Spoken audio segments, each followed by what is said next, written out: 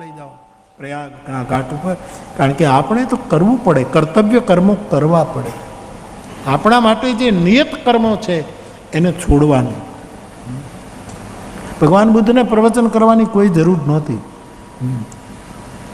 એમ કાંઈક મને નિર્વાણ મળ્યું એટલે આખી દુનિયાને મળી ગયું સાહેબ. છતાં એણે પ્રવચનો કર્યા, ભિક્ષા માંગી. ગીતા કહે છે જે નિયત કર્મો છે આપણે કરવા જ પડશે. પ્રકૃતિ કરાવશે, કરવા જ જોઈએ. ભગવાન મહાવીર સ્વામીને ઉપવાસ કરવાની જરૂર નથી, તો મોક્ષ રૂપ બની ગયા, પણ નિયત કર્મ કરવા જ જોઈએ, લોક સંગ્રહ માટે, જગતને સમજાવવા માટે. એવું છે. તો બાપ આપણે કર્મ કરવું જોઈએ. કબીર સાહેબ કહે, કહ કબીર કછું ઉદ્યમ કીજે. કંઈક ઉદ્યમ કરો. ઉદ્યમો ભૈરવ. સૂત્રોમાં આવ્યું ઉદ્યમ એ ભૈરવ છે મહાદેવ. તો પ્રયાગમાં તુલસીદાસજી કથાને લઈ જાય છે. થોડીક ચોપાઈઓ માઠ કરો.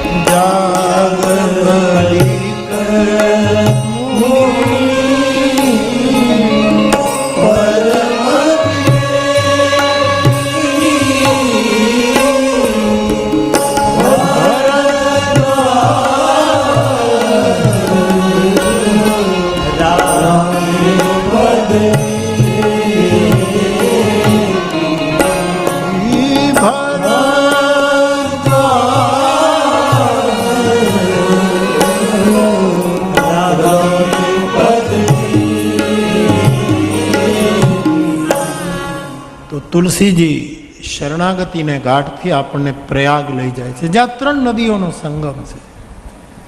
મને હમણાં એવું લાગ્યા કરે છે, એટલે હું કહું છું કે સમાજમાં પ્રયોગો બહુ થાય છે, પણ પ્રયાગો નથી રચાતા. કોઈ આ પ્રયોગ કરે છે, કોઈ આ થવા જોઈએ. કોઈ શિબિર કરે છે, કોઈ ધ્યાન શિબિર કરે છે, કોઈ આધ્યાત્મિક શિબિર, આ બધું થવું જોઈએ. આ પ્રયોગો થાય પણ પ્રયાગ સમન્વય નથી સધાતો, સંગમ નથી થતો, સંકલન નથી થતું, એકાબીજા પરસ્પર મળી શકતા નથી. એનો પ્રયોગ સફળ જશે.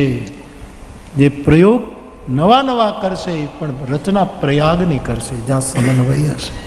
એટલે તુલસીદાસજી આપણને પ્રયાગ લઈ જાય છે. ભરદ્વાજ નામના ઋષિ ત્યાં રહે, એનો પ્રયોગ સફળ જશે. જે પ્રયોગ નવા નવા કરશે પણ રચના પ્રયાગની કરશે, જ્યાં સમન્વય હશે. એટલે તુલસીદાસજી આપણને પ્રયાગ લઈ જાય છે. ભરદ્વાજ નામના ઋષિ ત્યાં રહે છે,